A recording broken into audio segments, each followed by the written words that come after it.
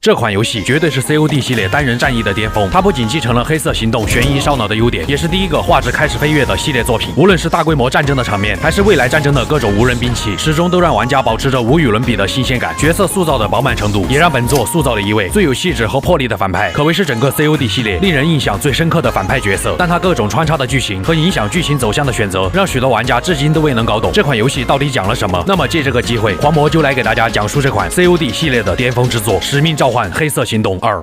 本作的故事背景被设定在未来的2025年，彼时的世界各国已经开始使用军用机器人、无人武器和载具等高科技武器作为主要军事力量。但这种强大的科技成果，同时也是一柄双刃剑。一个名为幻星之日的极端组织，想要利用网络攻击的手段挑起漂亮国和另一个超级大国之间的战争，这里咱们就简称为外国。漂亮国为了调查这个极端组织，于是便派遣了前作主角梅森的儿子小梅森前去拜访父亲的一位老战友伍兹。原来当年伍兹并没有和克拉夫琴科同归于尽，因为手榴弹脱落，二人因此都没有被炸死，但克拉夫琴科却将伍兹俘虏。之后伍兹花了数个月的时间，才侥幸逃出了监狱，并重新回到了漂亮国的军队之中。现在小梅森找上门，也是因为伍兹和老梅森等人曾与幻星之日的极端领袖劳尔梅南德斯有过不小的恩怨，而故事也随着伍兹的回忆缓缓展开。时间回到近40年以前，在梅森阻止了德拉格维奇试图利用星星6号毒气摧毁漂亮国主要城市的计划以后，梅森便退休并娶妻生子，但老婆却死得早，只留下了儿子小梅森与自己相依为命。可好景不长，老上司哈德森携手漂亮国国家居委会的人前来请求梅森这个最强单兵再次出手。原来是重新归队的伍兹在安哥拉执行任务的过程中与总部失去了联系。尽管儿子小梅森非常不情愿，但伍兹毕竟是梅森一同经历过生死的老战友，如果换作是伍兹，他也会不惜一切代价去救梅森。不久后，梅森与哈德森来到了安哥拉，由于这里的两股势力分别由漂亮国和巨熊国所支持，所以二人找到了盟友萨文比。恰好此时敌对势力开始了反扑，毕竟是求人办事，梅森二人只能参与进了双方的冲突之中。随着盟友萨文比一声令下，这场战斗也正式打响。梅森与友军一同向前推进，漫山遍野都是向着自己这边冲来的敌人。为了取得制空权的优势，宝刀未老的梅森径直飘向了上空。他先是从高处摧毁了敌人的迫击炮阵地，随后他掏出火箭筒对敌人展开了空对地火力压制，而哈德森也驾驶武装直升机摧毁了敌方的重型装甲。在梅森的协助下，敌军被打得节节败退，他们很快便赢得了胜利。盟友萨文比也爽快地说出了伍兹被一名十分危险的极端军火贩所俘虏，并极有可能被关押在附近的一艘极端运输船上。事不宜迟，梅森立马与哈德森顺着河流开始搜索。就在他们发现运输船的同时，一枚火箭弹也击中了他们的飞机，梅森只能被迫跳到了船上。有了足够的输出空间，这些极端分子也就不足为虑。随后二人打开了船上的一个集装箱，终于在里面发现了无所事事的伍兹。此时的伍兹早已被折磨得不成人样，来不及感叹兄弟你受了。他们立即带上伍兹，准备前往附近的村庄，用那里的无线电寻求支援。此时村内的极端分子也在四处寻找他们。梅森只有尽可能避免冲突，一旦被发现，后果可谓是不堪设想。凭借风一样的潜行技巧，梅森悄然来到了一处小屋之中。他本打算制服眼前这位老实的村民，可这人正是未来那个幻日之星的极端领袖劳尔梅南德斯。此时年纪轻轻的梅南德斯就已经展现出了自己可怕的心理素质，他直接一拳摧毁了无线电。这个举动反倒给梅森整不会了。恰好几名极端分子走了进来，梅森只能挟持梅南德斯以寻求脱身的机会。梅南德斯也是一个狠人，他毫不犹豫地拉开了一颗手榴弹。梅森见状大惊失色，梅南德斯趁此机会想要反制梅森，而他的手下竟悍不畏死地扑到了手榴弹之上。随后他抽出匕首一刀刺向梅森，强如梅森也没在他身上占到多大便宜，只是一枪打下了梅南德斯的右眼，并赶在爆炸之前逃出了房屋。极端分子很快便追了上来，梅森只能与哈德森和伍兹一同撤离到了河边，可一架直升机却拦住了他们的去路。本以为走投无路，但直升机却对赶来的极端分子发动了攻击。原来是萨文比及时赶到，离开前一名极端分子一枪打伤了哈德森，好在缓过神来的伍兹及时击毙了这名敌人，他们这才得以安全撤离。也正是这一次命运的邂逅，让梅森与梅南德斯结下了梁子。之所以梅南德斯处处与漂亮国作对，是因为生在尼加拉瓜的他在儿时就曾目睹了漂亮国扶持的当地势力残害他的同胞，但厄运专挑苦命人，一场地震让梅南德斯失去了赖以生存的家园。仅1年之后，一个唯利是图的漂亮国人为了骗取巨额的保险金，完全不顾被困在仓库里的梅南德斯和他的妹妹，故意纵火点燃了整个仓库，最终导致了妹妹被大火严重烧伤。陷入无尽绝望的梅南德斯本打算就此离开这个充满恶意的世界，但妹妹却用微弱的声音阻止了他的行为。梅南德斯从此下定决心守护妹妹，他也将会用自己的一生让漂亮国付出代价。之后梅南德斯便与父亲靠着贩卖极端面粉变得有钱有势，一跃成为了尼加拉瓜的传奇人物。但漂亮国却不会袖手旁观，他们派遣特工暗杀了梅南德斯的父亲，这反而让梅南德斯对漂亮国的仇恨更加深入灵魂。此后他便成为了一名极端军火贩，并开始支持那些反对漂亮国的势力。而俘虏伍兹的也正是梅南德斯，他不仅杀害了伍兹的战友，还将伍兹折磨得不成人样。经过这件事，伍兹心中也埋下了一颗复仇的种子。不久后，伤势痊愈的伍兹与梅森一同前往了西亚某小国，希望能够从当地首领的口中得知梅南德斯的下落。而外国的一名特工赵天也将帮助他们与当地势力接头。在营地与老上司哈德森见面后，众人来到了当地首领的面前。哈德森直接开门见山向首领介绍起了这两位人形自走弹药库。说出来你可能不信，我这两个手下可以打一个师，但首领却显得不是很开心，因为他们即将面临来自熊国的进攻。眼见大战迫在眉睫，首领也只能半信半疑地相信了他们。随着熊军开始进攻，众人骑上战马，向着前方杀去。梅森单手持毒刺导弹，径直杀向了熊军的坦克。凭借战马的机动性，敌人想要锁定梅森异常的艰难，但梅森却能在战马之上疯狂喷射毒刺导弹。面对突然翻盘的局势，熊军立马出动了天骑坦克，想要一转颓势。梅森他们可丝毫不惧，照样骑上战马，向着前方冲去。毕竟是威力巨大的天骑坦克，仅仅一炮便将梅森打下了战马。好在伍兹及时赶来，并把梅森送到了天骑坦克的上方。就在梅森准备将炮弹扔进驾驶室的时候，消失已久的克拉夫琴科竟然再次出现。梅森的脑海里再次想起了雷泽诺夫说过的话，但他还是强压心中的怒火，暂时摆脱了克拉夫琴科，将炮弹扔进了驾驶室中。随着天骑坦克被摧毁，克拉夫琴科被他们带回去审讯。可就在伍兹进行审讯的时候，杀死克拉夫琴科的声音不断回响在梅森的脑海。好在梅森狂按 F 才抵抗住了这股冲动，而克拉夫琴科也供出了他卖过武器给梅南德斯，并且梅南德斯在 CIA 都安插了卧底，见再也问不出有用的线索。伍兹直接一枪让克拉夫琴科甜甜的睡了过去。但下一刻，当地首领却背叛了梅森和赵天等人，原来他也是梅南德斯的人。四人就这样被扔在了沙漠之中。就在他们奄奄一息的时候，梅森却看见本该死去的雷泽诺夫再次将他们救了出来。可事后据其他人回忆，救他们的是当地的两位热心市民。为了尽快抓捕梅南德斯，漂亮国买通了巴拿马的军阀波罗脸。在波罗脸提供的人手和情报下，梅森、伍兹与哈德森一同前往了梅南德斯位于尼加拉瓜的宅基地。此时梅南德斯正在房间内照看自己的妹妹何塞菲娜。这位心狠手辣的一方枭雄，在与妹妹相处的时候，也不由得露出了他内心软弱的一面。然而就在下一刻，波罗脸的手下一拥而上，控制住了梅南德斯。谁料其中一名士兵朝着妹妹何塞菲娜就走了过去。士兵在见到妹妹的面容后，竟将之一把推倒。见到这一幕，梅南德斯瞬间暴走，径直冲向那名士兵，直接帮助士兵永久注销了账号。其余士兵见状，强行麻醉了梅南德斯。当梅南德斯再次醒来，军阀波罗脸已经出现在了他的面前。原来波罗脸并没有彻底投靠漂亮国的意思，他还想靠着梅南德斯捞到更多好处。梅南德斯可管不了这么多，波罗脸害得妹妹受伤，那么他也得为此付出代价。但妹妹何塞菲娜的尖叫声却让梅南德斯放过了波罗脸，他已经彻底丧失了理智，一心只想救回自己的妹妹。一路上都是前来阻拦他的士兵，士兵手中的子弹完全无法阻拦他的脚步。满腔的怒火让梅南德斯暂时忘记了痛觉，有枪他便向着前方不断扫射，没有枪他便与敌人近身搏斗。另一边，梅森等人也向着宅基地杀去。当他们发现暴走的梅南德斯后，也意识到了波罗脸背叛了他们。几乎是在同一时间，所有人都来到了房间内。哈德森一把控制住了梅南德斯，但伍兹却在见到仇人以后彻底丧失了理智。梅森见状不妙，本想阻拦，但陷入疯狂的伍兹也不管哈德森是否在旁边，一头撞开梅森后，他直接拉开了手榴弹，并朝着梅南德斯扔了过去。手榴弹在空中划出了一道宿命的弧线，竟直接弹到了妹妹何塞菲娜的房间。梅南德斯本想上前补救，可却为时已晚。一场爆炸过后，何塞菲娜结束了自己痛苦的一生。至于梅南德斯，则被放进了裹尸袋。可殊不知，梅南德斯不仅被波罗脸所救，并且还会为他们设计一个巨大的圈套。因为在他失去妹妹的那一刻，梅南德斯对于这个世界最后的一丝人性也被彻底磨灭，复仇成为了他活下去的唯一动力。时间很快来到了1年之后，漂亮国发现梅南德斯和波罗脸竟再次出现在了巴拿马，漂亮国也达到了忍耐的极限。于是这一次，哈德森负责指挥，梅森和伍兹则与海豹突击队前去抓捕波罗脸。行动过程非常的顺利，二人很快便杀进了波罗脸的房间。可波罗脸却显得异常镇定。更加奇怪的是，哈德森下令让他们带上波罗脸前去另一处地点，用他作为人质交换俘虏。尽管他们觉得事有蹊跷，但作为一名士兵能做的只有服从。于是伍兹带上波罗脸前去交换人质，梅森则前往另一处地点提供掩护。当他们来到指定的码头后，哈德森却下令让伍兹除掉眼前这个蒙面的俘虏。伍兹却感觉10分得有12分不对劲，可碍于哈德森的命令，他只能应付着向俘虏的腿部开了2枪。然而就在前去查看俘虏的路上，波罗脸却显得越发得意，伍兹也将会看见他毕生难忘的一幕。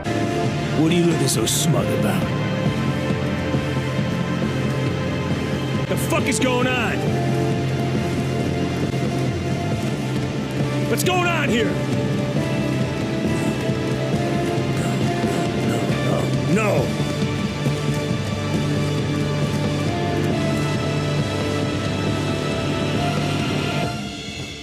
Mason!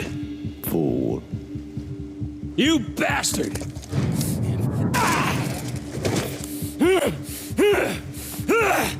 Fuck! 下一刻，梅南德斯从暗处走了出来，甚至毫不留情地用散弹枪打断了伍兹的双腿。原来这一切都是梅南德斯设下的圈套。为了达成目的，他绑架了哈德森的孩子，逼迫哈德森下令诱使伍兹狙杀梅森。梅森一行人就这样被梅南德斯抓住，就连梅森的儿子他也没有放过。梅南德斯也很讲道理，那就是用一个人的命保全其他人。家里有2个孩子的哈德森本不想让孩子失去父亲，但因为背叛了队友，让他心中愧疚不已，所以他用自己的命换来了伍兹和小梅森生的希望。梅内德斯也并没打算杀死2人，因为他要让伍兹和小梅森和自己一样，感受失去之心与手刃之心的痛苦，让2人的余生都在自责与忏悔中度过。至此以后，沦为残疾人的伍兹便代替梅森将小梅森抚养长大。而时间也回到了2025年，小梅森不仅成为了海军中校，还超越父亲，成为了新一代最强男兵。在小梅森听完了伍兹的回忆后，他们也准备着手开始调查唤醒之日这个极端组织。于是小梅森与队友哈普前往了位于缅甸的深山之中，他们利用纳米手套吸附在岩壁上，并通过摆荡的方式来到了另一处悬崖之上。在与另外2名队友萨拉查和克罗斯比汇合以后，4人化身红牛敢死队，径直跳下了悬崖。依靠着滑翔翼短距离飞行的能力，他们冒着摔骨折的风险，平稳地降落在了梅南德斯的极端据点。这些极端分子显然已经不像多年以前那么好对付了，他们装备了各种匪夷所思的高科技武器，甚至能够利用光学迷彩实现极端隐身。在小梅森看来，这些脆弱的极端分子也只不过是一群乌合之众而已。小梅森带领队友很快便杀进了地下的极端研究所，在这里他们发现了一名极端研究员。经过哈普的一番安抚，这位回头是岸的研究员不仅告诉了小队梅南德斯正在研究一种稀有的噬元素，甚至还亲自带领小队前往研究室，将由噬元素制作的量子纠缠设备交了出来。梅南德斯计划利用噬元素创造的蠕虫病毒来发动一次大规模网络攻击，而这个计划的名字似乎被他们称为孽障。研究员这说得起劲，一发子弹便打开了他的话匣子。面对敌方的极端支援，小梅森等人只能再次向着外面突围。好在布里吉斯上将带着友军及时赶到，小梅森也终于对梅南德斯的计划有了一些眉目。不管敌人有什么极端阴谋，噬元素都是关键。数个月后，根据偶然发现的情报，小梅森与队友哈普前往拉赫尔，在躲避了卫兵和无人机的视线以后，他们再次发现了梅南德斯。通过远距离录音的方式，竟得知他正在寻找盟友一同对抗漂亮国。梅南德斯其实也早就发现了有人在偷听，见行踪败露，小梅森与哈普赶紧向着外面撤离。好在队友萨拉查入侵了一架极端无人机，为2人清理出了一条撤离路线，而队友哈普脸上不幸被火焰灼伤，本以为安全抵达撤离点，但小梅森却碰见了当年与父亲梅森并肩作战的赵天。现在的赵天已经从一个小人物成为了由多国组成的军事联盟一把手，目的就是为了针对漂亮国。在得知了小梅森的目标只是梅南德斯以后，赵天索性也就放过了他们。回到总部以后，通过之前留下的线索，他们发现研究员提到的孽障极有可能就在位于开曼群岛一座人工打造的度假中心之内。于是小梅森、哈普、萨拉查3人以工作人员的身份来到了这个度假中心，这里戒备森严，靠着总部的黑客技术，他们才能带上武器顺利通过安检。就在哈普与小梅森分头行动的时候，哈普却意外撞到了一个杀马特。接着小梅森与萨拉查来到了下层，在与守卫打好关系以后，他们从公文包里取出了小蜘蛛机器人。小蜘蛛穿过通风管道，在工作人员那里要到了视网膜识别码，小梅森这才顺利的进入了控制室。通过搜索孽障的相关资料，他们发现原来这个孽障并不是什么秘密武器，而是哈普之前意外撞到的那个杀马特，名叫克洛伊。来不及多想，他们现在要做的就是先带走克洛伊。小梅森很快便来到了克洛伊所在的俱乐部中，穿过纸醉金迷的人群，小梅森顺利找到了克洛伊。他们试图说服克洛伊离开，但此时梅南德斯的副手却带着大量的极端分子赶到。心狠手辣的副手随便抓了一个女神，以此胁迫克洛伊现身。心地善良的克洛伊只能站了出来，但也因此暴露了小梅森等人的位置。他们只能先行躲避敌人的极端扫射，但想要从小梅森眼皮子底下带走克洛伊，那肯定是痴心妄想。这群极端分子也只不过是在拖延时间罢了。他很快便追上了副手，见副手胆敢还击，小梅森迅速将其击毙。他们也成功解救了克洛伊，而这个杀马特竟然是一名专业的黑客。梅南德斯想要尽快发动网络攻击，就得依赖克洛伊的专业知识，但哪怕是失去了克洛伊，最多也只能减缓他的进度，但却无法阻止。之后在克洛伊的帮助下，他们发现梅南德斯计划在次日对漂亮国和外国的主要城市发动大规模网络袭击。与此同时，上将也发现了梅南德斯正在也门，小梅森立即带领小队出发。而在梅南德斯的身边，漂亮国也早已安插了卧底法瑞德，但梅南德斯也早就意识到组织中出了叛徒。不过对于他来说，这些都无所谓。卧底一路跟着梅南德斯来到了外面，这里已经聚集起了大量的极端分子，他们对梅南德斯的极端崇拜早已到了狂热的程度。此时，漂亮国的海豹突击队也赶到了这里，双方的战斗一触即发。梅南德斯在极端分子的护送下先一步离开，卧底很快便透露了他的行踪。当卧底再次见到梅南德斯的时候，他早已埋伏在此，并拿起火箭筒将前来阻击的战斗机击落。而小梅森的队友哈普也被极端分子从里面拖了出来。梅南德斯或许早就意识到了卧底就是法瑞德，他直接将手枪交给了法瑞德，让他亲手干掉哈普，证明自己的忠诚。法瑞德别无选择，只能咬牙扣动了扳机。而小梅森也在此时赶到，将眼前的极端分子打散。之后，小梅森来到法瑞德面前，尽管他心中悲愤不已，但他也明白法瑞德别无选择，强忍心中的悲痛。小梅森一路向着梅南德斯的撤离点追去，他手持火箭筒，不断向着顽强抵抗的极端分子进行地毯式轰炸。面对密集的火力覆盖网，极端分子被掀飞了数十米远。小梅森也顺利逮捕了梅南德斯，但梅南德斯始终是一副胜券在握的样子。而在另一处看不见的战场之上，漂亮国早在抓捕梅南德斯之前，就已经派人除掉了敌视他们的赵天，并将赵天组成的军事联盟瓦解。而外国的总统也表示会与漂亮国国成为盟友。之后，梅南德斯被带往了漂亮国的航空母舰之上。面对审讯，梅南德斯只愿意和小梅森坦白一切。无奈之下，小梅森只能来到了审讯室。可这位枭雄却并没有坦白从宽，而是跟小梅森唠起了家常。然而就在下一刻，航空母舰却遭到了大量极端分子的攻击。小梅森见状，赶紧让萨拉查看好梅南德斯，一旦给机会，他一定会俘虏萨拉查，并用萨拉查的生命来要挟自己，缴械投降。可就在他转过头查看的功夫，萨拉查就已经被俘虏，自己说的话硬着头皮也得负责。小梅森就这样被队友坑晕了过去。当他再次醒来，梅南德斯早已逃走。不仅如此，极端分子也攻进了航空母舰之内，这可把小梅森气得不轻。他径直向着外面杀了出去，并一路清扫入侵的极端分子。由于自动防护系统瘫痪，上将只能命令手下重启系统。然而就在技术人员开始重启系统那一刻，梅南德斯也出现在了服务器机房外面，一切都为时已晚。梅南德斯就这样轻而易举的来到了上将的身后，并将之挟持。关键时刻，藏了很久的萨拉查大显身手，反手击毙了2名队友。原来萨拉查就是梅南德斯安插在 CIA 的卧底。当萨拉查准备抬手击毙克洛伊的时候，之前那个卧底法瑞德用自己的生命为他挡下了这一枪，克洛伊也被打晕了过去。虽说萨拉查是个卧底，但好歹还算有些良知，他还是希望梅南德斯能够饶上将一命。掌握大局的梅南德斯索性也就放过了这位上将，而他的阴谋也彻底浮出水面。他将自己右边的假眼取下，将之打碎以后，里面的4元素芯片也露了出来。通过这枚芯片，梅南德斯将病毒上传到了航空母舰的系统之中，以此控制了整个漂亮国的无人机和定位系统。原来他早已将所有人都安排得明明白白，被小梅森抓捕也是他故意为之的，目的就是为了下这一盘大棋。小梅森赶到时，梅南德斯早已离开了这里，卧底萨拉查则选择了缴械投降。没有时间废话，小梅森赶紧追了出去。当他来到甲板之上，自家的无人机已经对他们开始了进攻。航空母舰之上的战斗机还未起飞，就已经被摧毁，就连舰身也快要招架不住，即将沉没之时，所幸之前与外国的结盟，大量的外国战斗机出现，帮助漂亮国守住了为数不多的航母。数个小时后，梅南德斯操控无人机向着正在举行会议的洛圣都发动了大规模进攻，目的就是为了除掉漂亮国总统在内的众多首脑。所幸的是，小梅森早就守护在了总统身边。面对突发情况，他们立即开始带着总统向着安全的地方转移。此时的洛圣都漫天都是梅南德斯操控的无人机，并且还有大量极端分子来到了城内。在这种危机时刻，小梅森也终于展现出了自己全部的实力，没有任何一个极端分子和重型装甲能够扛住小梅森的无限火力。他甚至还亲自驾驶战斗机护送车队免受极端分子的攻击，并协助友军战斗机击毁了大量的极端无人机。他们也因此艰难地抵御住了这波攻势。然而梅南德斯对其他城市的攻击却不会停止。好在漂亮国很快便锁定了位于海地的无人机信号源头。小梅森再次随空降部队来到了海地的上空，可极端分子早已在此部署了大量的防空炮。小队在降落的过程中，友军的飞机和空降部队可谓是损失惨重。小梅森凭借过人的心理素质，躲过了一轮又一轮的射击，大部队终于来到了地面。只要占据了地面优势，那便是小梅森的主场。他带领小队迅速冲进了敌人的极端指挥中心。小梅森本想重新夺回无人机的控制权，但系统却早已被锁死。而梅南德斯也出现在了屏幕之上，那些极端无人机也已经抵达各大城市的上空。或许是梅南德斯想要从根本煽动全世界对于漂亮国的看法，于是他毫不犹豫地让这些无人机自毁，给全世界看了一场充满寓意的烟花秀。即便是这样，只剩下残兵败将的漂亮国也还是无法与极端分子抗衡。此时小队也发现梅南德斯换上了漂亮的制服，正试图从这里逃出去。小梅森见状立马奋起直追，完全不顾脚下倒塌的建筑，终于在出口附近发现了梅南德斯。他毫不犹豫抽出匕首，一刀刺中了梅南德斯的大腿。这位失去了所有的极端分子就这样在老仇人梅森之后被他的儿子彻底抓获。小梅森也没有选择杀掉梅南德斯，因为他知道只要梅南德斯一死，那便会激起全世界极端分子的极端情绪，最终造成无法挽回的局面。梅南德斯就这样被送进了监狱。而就在不久后，伍兹却再次看见了自己久违的老战友梅森。原来当初伍兹设计他的腿部，让梅森侥幸捡回了一命，但梅森失踪的数十年去了哪里却不得而知。而小梅森也得以在时隔多年以后再次与父亲团聚。或许这就是两代最强单兵的再次交汇吧。回到梅内德斯这边，由于克洛伊破坏了极端分子意图通过病毒攻击全世界的计划，本打算借此机会越狱的梅南德斯就只能在电视里看着克洛伊对自己言语羞辱。这位抛开了一切的复仇者，最终也只能以这样的悲剧收尾。当然，玩家的选择决定了剧情的走向，狂魔也只是选了一条完美的结局路线来讲述。还希望看完的观众能够多多点赞，嗓子都已经哑了。那么我是修片狂魔，咱们下期再见。